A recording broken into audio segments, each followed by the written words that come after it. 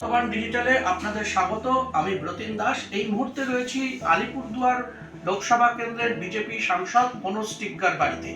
মনোজবাবু 2016 সালে প্রথম মাদারিহাট বিধানসভা কেন্দ্র থেকে বিজেপির বিধায়ক হন এবং উত্তরবঙ্গে তো বটেই, যে চা বলায়ও তিনি প্রথম বিধায়ক এবং সেখান থেকে 8 বছর বিধানসভায় কাটানোর পর উনি লোকসভায় গেছেন। চা বলার অন্যতম মুখ মনোজ টিগ্গা। আপনি ভোটের আগে বলেছিলেন যে যদি আমরা জিতি তাহলে চা শ্রমিকদের বেতন বাড়বে, মজুরি বাড়বে। তো এই মজুরি বৃদ্ধির বিষয়টাকে কোন জায়গায় আছে এখন? যে কম মজুরি আছে তাতে কোনো দুমত নেই, কেননা যে এখন 250 টাকা আছে সেখানে হাজিরা আছে 241 টাকার। 9 টাকা যে রেশন চা বাগানের বন্ধ হয়ে গেছে, আগে চা বাগানের রেশন দেওয়া হতো, সে রেশনটা বন্ধ হয়ে গেছে, তাই 9 টাকা সেখানে এড করে 250 টাকা হয়েছে। কিন্তু আসলে যদি আমরা দেখি তাহলে সে 241 টাকা। তো কেন্দ্রের যে আগে লেবার ল ছিল সেগুলো রিপিল হয়েছে, সেগুলো শেষ হয়ে গেছে, সমাপ্ত করা হয়েছে। তো নতুন করে 4টি লেবার কোড শুরু হবে। সেখানে লেবার কোডে অনেক জিনিস লেখা আছে যাতে আগামী দিন চা শিল্পের জন্য ভালো হবে এবং শ্রমিকদের জন্য আরও ভালো হবে।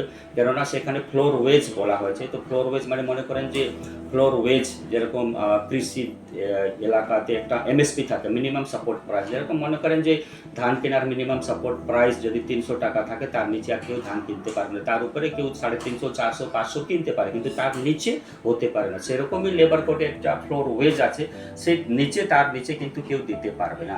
সেক্ষেত্রে কত টাকা হতে পারে?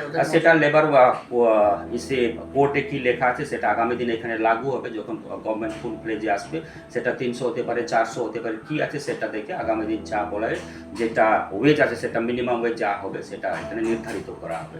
তৃণমূল সরকারের আমলে চা বাগানের শ্রমিকদের জন্য চা সুন্দরীর ঘর দেওয়া হয়েছে, যেটা নিয়ে আপনি অনেক সময় বলেছেন যে এই ঘরটা কোনো কাজে লাগেনি। কেন এরকম বলছেন কেন? মানে ওটা কি সত্যি কোনো কাজে লাগেনি? না, আপনি গিয়ে দেখতে পারেন যে অনেক জায়গাতে চা সুন্দরী, যেটা মুখ্যমন্ত্রী মমতা ব্যানার্জির ড্রিম প্রজেক্ট ছিল, সেটা যদি আপনারা দেখেন তাহলে কালচিনি বিধানসভাতে, তুরসাতে হয়েছে, মাদারিহাট বিধানসভাতে সবচেয়ে আগে ডেকলাপাড়ার চা বাগান, মুজনাই চা বাগান এবং এখনও লঙ্কাপাড়া চা বাগানে সেই চা সুন্দরীর নির্মাণ কাজ চলছে।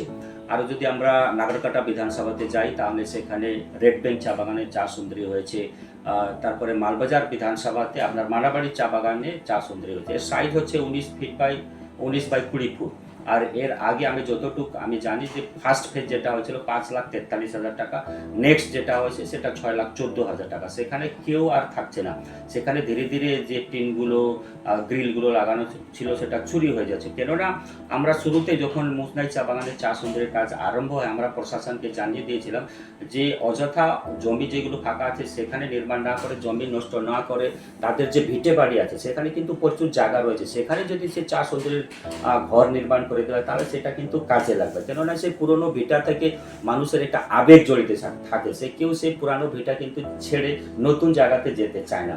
আর সেটা ভাঙা হোক যাই হোক সেখানে কিন্তু থাকতে চাই। দেখুন আমি কিন্তু শিলিগুড়ি, জলপাইগুড়িতে ছোটো খাটো জমি নিয়ে থাকতে পারে, কিন্তু চা বাগানের সাথে আবেগ আছে। এই ভিটে বাড়ি ছাড়ার আর ইচ্ছা করে না, ভালো লাগে না, এটা আবেগ জড়িত আছে। তাই আমরা বলেছিলাম যে সেই ভিটে বাড়ির সামনে যদি আমরা সেই চা সুন্দরীর কাজ করে দিতে পারেন তাহলে শ্রমিকরা উপকৃত আছে। আরও পাশাপাশি যে পুরনো ভিটে বাড়ি আছে সেখানে কারো দুটো সুপারি গাছ আছে, কাঁঠাল গাছ আছে, লিচু গাছ আছে, আর সেখানে হয়তো কিছু ছাগল গরু পোষার একটু জায়গা রয়েছে, মুরগি পোষার, তাতে কি হয় শ্রমিকদের একটা আলাদা ইনকামের জায়গা আছে। কিন্তু যদি চা সুন্দরীতে চলে যায় তাহলে সেটা কলোনি টাইপের আছে, সেখানে কোনো একটা গাছ লাগানোর কোনো সুযোগ নেই, মানে আলাদা এক্সট্রা ইনকামের কোনো জায়গা নেই। তাহলে কি তৃণমূল সরকারের চিন্তা ভাবনায় কোথাও ভুল ছিল মনে হয়?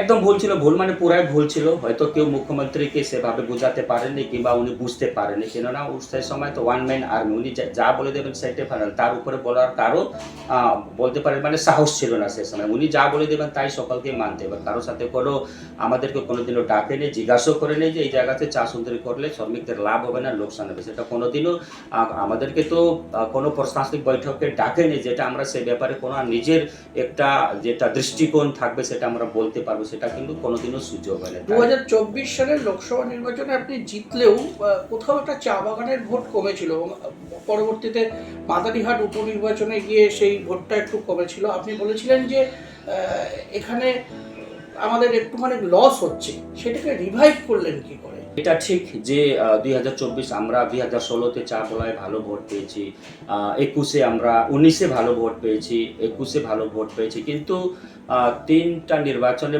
পরপর ভালো ফল হওয়ার ফলে তৃণমূল কিন্তু সে সময় ব্যাকফুটে ছিল।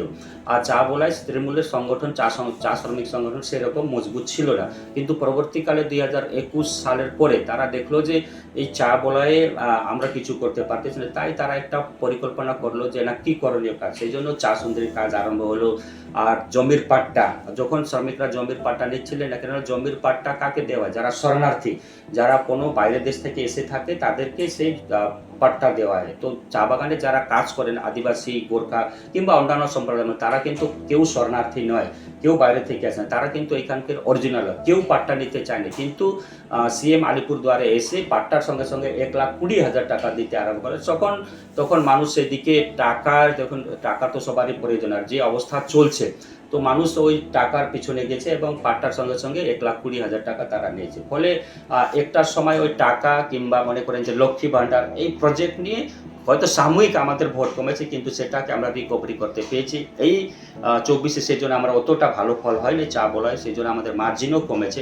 কিন্তু এইবার 2026-এ যদি আপনি দেখেন তাহলে প্রত্যেক বুথে আমাদের মনে করেন যে 99% বুথে আমাদের লিড আছে, সেটা আমরা রিকভারি করতে পেরেছি এবং মানুষও বুঝতে পেরেছে, মানুষকে বুঝাতে আমরা পেরেছি। এর আগে নির্বাচনী প্রচারে আপনাদের যখন সর্বভারতীয় সভাপতি এলেন নিতিন নবীন, তার একটা মন্তব্য নিয়ে এখানে বিতর্ক তৈরি হয়েছিল যে তিনি আলিপুর দুয়ারের নাম উচ্চারণকে একটু ব্যঙ্গ করেছেন এবং আলী শব্দে তার একটু আপত্তি আছে।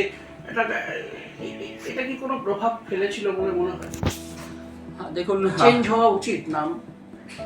দেখুন সেটা তো সময়কালে, এখন আমাদের মূল ফোকাস থাকছে যে ডেভেলপমেন্ট কিভাবে করা যায়, উন্নয়ন কিভাবে করা যায়। পরবর্তীকালে সেটা চিন্তা ভাবনা করা হবে যে আলিপুরদুয়ার থাকবে কিংবা থাকবে না। এখন আমাদের ফোকাস হচ্ছে যে আলিপুরদুয়ার কিংবা সমগ্র পশ্চিমবঙ্গে আমাদের উন্নয়নের কাজ কিভাবে করা যায়, সেখানে আমাদের বেশি ফোকাসটা আছে। নামের ব্যাপারে পরে চিন্তা ভাবনা করা হবে, সেরকম সে জায়গাতে আমরা ফোকাস করছি না। কিন্তু উন্নয়ন, স্বাস্থ্য থেকে নিয়ে, শিক্ষা থেকে নিয়ে কিংবা ইনফ্রাস্ট্রাকচার নির্মাণ থেকে নিয়ে জিনিসগুলোতে আগে। নতুন জেলা আলিপুরদুয়ার, এখানে যখন জন বার্লা কেন্দ্রীয় মন্ত্রী ছিলেন তখন বলেছিলেন একটি সেন্ট্রাল হাসপাতাল হবে, আলটিমেট হয়নি। আপনিও একটা চেষ্টা করেছিলেন যে কেন্দ্রীয় হাসপাতাল যদি আনা যায়। এখন তো বিজেপির এজেন্ডাতে আছে এইমস হবে, তাহলে কি বিকল্প কোনো হেলথের কোনো কিছু পরিকাঠামো তৈরির জন্য ভাবছেন আলিপুরদুয়ারে? দেখুন, আমাদের সেদিনকে আমরা আগে বলেছি ইলেকশন ক্যাম্পেইনের সময় আমাদের এজেন্ডাতে, আমাদের সংকল্পপত্রে রয়েছে যে আমরা 4টা জিনিস করব। সেটা হচ্ছে এইমস হবে, আইআইএম হবে, আইআইটি হবে এবং ক্যান্সার হসপিটাল হবে। তো আমাদের 4টা জিনিস যখন হবে, যে 4টা জিনিস কোনো একটা জেলাতে হবে না, এবং একটা জিনিস একটা জেলা, যেখানে যদি এইমস হলে সেখানে ক্যান্সার হসপিটাল হবে না। এক জায়গাতে এইমস হবে, আরেক জায়গাতে আইআইএম হবে, আরেক জায়গাতে ক্যান্সার হসপিটাল হবে, আরেক জায়গাতে আইআইটি হবে। এই ধরনের 4-5টা জেলাতে ছড়িয়ে ছিটিয়ে হবে, যাতে সব জেলারে, আমরা চাই যে সব জেলারে উন্নয়ন হোক, কোনো একটা জেলাতে নেই। আর তাই যদি এইমস হচ্ছে তাহলে স্বাভাবিক কারণে কোনো না কোনো জায়গাতে ওইটা ব্যাঘাত হবে। কিন্তু আমাদের যখন এনডিএ গভর্নমেন্ট এখনও আছে, তার সে সময় কিন্তু দেশের প্রত্যেকটা জেলা এক একটা করে মেডিকেল কলেজ পেয়েছে। তো আমাদের পার্শ্ববর্তী জেলা জলপাইগুড়িতেও হয়েছে, আমাদের পার্শ্ববর্তী জেলা কুচবিহারেও হয়েছে। তো আগামী দিন নিশ্চিতভাবে আমাদের স্বাস্থ্য যেটা আছে সেটাকে আরও উন্নত করার জন্য আমরা এখানে একটা মেডিকেল কলেজ পেতে পারি, যাতে আগামী দিন আলিপুরদুয়ারবাসী, যেটা আমরা বলেছি যে একটা উন্নত মানের হসপিটাল, সেটা যেটা আগের যিনি সাংসদ কিংবা মন্ত্রী বলেছিলেন যে সুপার স্পেশালিটি হসপিটাল, তো তার সেই ধরনেরই একটা সুন্দর যদি মেডিকেল কলেজ হয়ে যায়, তাহলে মানুষের যে চিকিৎসা পাওয়ার কথা সেই চিকিৎসা আগামী দিন এখানকার যারা ভোটার আছেন, সাধারণ মানুষ আছেন, তারা কিন্তু পাবেন। আমরা এর আগে দেখেছি যে চা শ্রমিকদের যে পিএফ বকেয়া এবং তাদের পিএফ জমা পড়ছে না, বা কোনো শ্রমিক পিএফ তুলতে পারছে না, এটা নিয়ে আপনি সেন্ট্রাল গভর্নমেন্টের অধীন পিএফ অফিসে গেছেন, যথেষ্ট কড়া ভাষায় তাদেরকে বলেছেন এবং বলেছেন যে যদি কোথাও ঘুঘুর ভাষা থাকে সেটাকে ভাঙতে হবে। এবার ডবল ইঞ্জিনের সরকার, পিএফ পাইয়ে দেওয়া বা পিএফ যারা চুরি করছে সেটা নিয়ে কি বার্তা দিতে চান? দেখুন, পিএফ আগে তো আমি যখন বাগানে ছিলাম পিএফ সুন্দরভাবে জমা হতো, তার পিএফ পেতেও সুন্দরভাবে। কিন্তু ইদানিং দেখা যাচ্ছে যে অনেক মালিক পিএফের টাকা জমা দিচ্ছে না, এটা কিন্তু একটা ক্রিমিনাল অফেন্স, এর বিরুদ্ধে কিন্তু একাধিক থানাতে লেবার কমিশনার কিন্তু এফআইআর করেছেন। সেটা মালবাজার থানা হতে পারে, নাগরকাটা, মাদারিহাট, বীরপাড়া, কালচিনি, হাসিমারা, শামুকতলা, গারবিসা থানা। কিন্তু মমতা ব্যানার্জি নিজে পুলিশ মন্ত্রী থাকা সত্ত্বেও কিন্তু কোনো মালিক আজ পর্যন্ত গ্রেপ্তার হয়নি। তো আমরা সুযোগ দেব যে সময় মতন আপনারা পিএফ এর টাকা জমা করুন। তা সত্ত্বেও যদি কোনো মালিক কর্ণপাত না করে তাহলে আইনত যা ব্যবস্থা আছে সেই ব্যবস্থা হবে। আর পাশাপাশি পিএফে যে দুর্নীতি, যে পিএফের টাকা জমা পড়ে কিন্তু পাওয়ার সময় শ্রমিকদেরকে এত ঘুরতে হয় যে কখনো এই কাগজ নিয়ে আসো, ওই কাগজ নিয়ে আসো, তো তাদের চটি মানে শেষ হয়ে যায়, কিন্তু তারা চপ্পল শেষ হয় কিন্তু তারা পিএফের টাকা পায় না, কেননা দালাল চক্র সেখানে চলছে। আমি একাধিকবার সেখানে গেছি, আমি বলবো না যে সেটা বন্ধ হয়, কিন্তু অনেক খানিক ওইটা কম হয়েছে আমরা বলতে পারি। আগামী দিন নিশ্চিতভাবে আমরা বন্ধ করবো এটা। আর এই কাজের সাথে যারা জড়িত থাকবে, শ্রমিকদেরকে পিএফ এর টাকা মেরে আত্মসাৎ যারা করবে তাদেরকে ছেড়ে কথা বলা হবে, তাদেরকে চিহ্নিত করে তাদের বিরুদ্ধে এফআইআর করে তাদেরকে জেলে নেওয়া যাওয়া। আলিপুরদুয়ারের একটা বড় সমস্যা হচ্ছে যে বর্ষাকাল হলেই ভুটান থেকে নদীগুলোর জল নেমে আসে এবং সেই জলে একটা বিস্তীর্ণ অংশ প্লাবিত হয়। প্লাস পাশাপাশি হচ্ছে একটা জিনিস আছে যে ডলোমাইট নেমে আসছে এবং সেখানে ডিপোজিট হচ্ছে চা বাগানের উর্বরতা নষ্ট হচ্ছে, নদীতে মিশছে, সেই জল খেয়ে মানুষের অসুখ বাড়ছে। এই সমস্যাগুলোকে কিভাবে দেখছেন? দেখুন, ভুটান থেকে তো বেশিরভাগ নদী তিব্বত থেকে বের হয়, ঠিক আছে। সেখানে দরকার পড়লে আমরা কেন্দ্র সরকার সাথে কথা বলে এখানে কি করণীয় কাজ আছে, কোথাও যদি বাঁধ নির্মাণ করতে হয়, ভুটানের সাথে যদি কথা বলতে হয় সেটা কথা বলে বিগত দিনে যে কাজগুলো হয়নি সেই কাজগুলো নিশ্চিতভাবে করা হবে। এবং এখানকার নদীর চরিত্র আলাদা টাইপের আছে, সাউথ বেঙ্গলের নদীর চরিত্র আলাদা আছে, কেন এখানে যদি ড্রেজিং না করা হয়, বালি যদি না তোলা, তাহলে তার যে বেড লেভেল আছে ধীরে ধীরে সেডিমেন্টেশন হতে হতে সেটা উঁচু হয়ে যায় এবং যেটা সমতল এলাকা থাকে সেখানে জল প্লাবিত হয়, জল ঢুকে, ফলে যে ডোলোমাইটের যে প্রভাবটা সেটা চারদিকে হয়ে যায়, ফলে যে চা বাগান এলাকাতে তার যে প্রভাব পড়লে কি প্রোডাকশনটা সেটা কমে যায়। যেটা হয়েছে সুভাষিনী চা বাগানে, দেখবেন যে বিস্তীর্ণ 90-92 হেক্টর জমিতে কিন্তু জল ঢুকেছে তুষার, এবং সেখানে কিন্তু সেই চা গাছগুলো প্রভাবিত হয়েছে, তার প্রোডাকশন কিন্তু আগামী দিন একটা লস হতে পারে। তো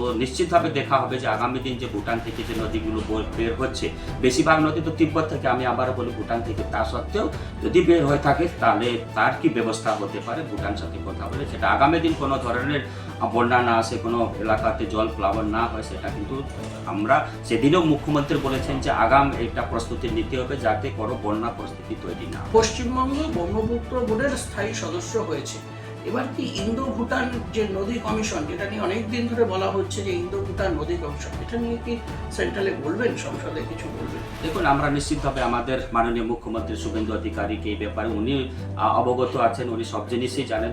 তাও আমরা যারা এলাকার সাংসদ বিধায়করা আছি, আমরা ওনার সাথে আরও জুলাই মাসে আমাদের সাথে কথাবার্তা হবে, এর মাঝখানে হবে, নিশ্চিতভাবে আমরা ওনার দৃষ্টিতে আনবো জিনিসটা। আলিপুরদুয়ার 5-0 হয়েছে, কোনো মন্ত্রী হবে? দেখুন, ভারতীয় জনতা পার্টি যারা আমরা করি কার্যকর্তারা কোনোদিনও মন্ত্রী নেতা হওয়ার স্বপ্ন দেখে না। দল যেটা দায়িত্ব দেয় সেটা আমরা গুরুত্ব সহকারে সেটা পালন। মনোজ টিগ্গা কি সেন্ট্রালের মন্ত্রী হবে? দেখুন, আমি আবারও বলি যে আমরা সাধারণ কর্মী, পার্টির যে দায়িত্ব দেয় সেটা আমরা পালন করি। আমরা যে পার্টি করি সেটা কোনো নেতা মন্ত্রী হওয়ার জন্য পার্টি করি না, মানুষকে সেবা করার জন্য পার্টি করি। আপনারা শুনতেই পেলেন যে মনোজ টিগ্গা, যিনি এলাকার উন্নয়ন নিয়ে অনেক পরিকল্পনার কথা বলছেন এবং তিনি আশ্বস্ত করছেন চা বাগানের শ্রমিকদের মজুরি বাড়বে, এবং তিনি এটাও বলছেন যে আলিপুরদুয়ার জেলা, নতুন জেলা, সেখানে একটি মেডিকেল কলেজ করার জন্য তিনি ইতিমধ্যেই পদক্ষেপ করেছেন, এবং এই ভুটানের নদী থেকে যে জল এসে আলিপুরদুয়ারের বিস্তীর্ণ এলাকা বর্ষার সময় প্লাবিত হয় সে ব্যাপারেও তিনি কেন্দ্রে এবং রাজ্যের সঙ্গে যথাযথভাবে কথা বলবেন। আলিপুরদুয়ার থেকে ব্রতিন দাস, বর্তমান ডিজিটাল। ফলো করুন বর্তমান।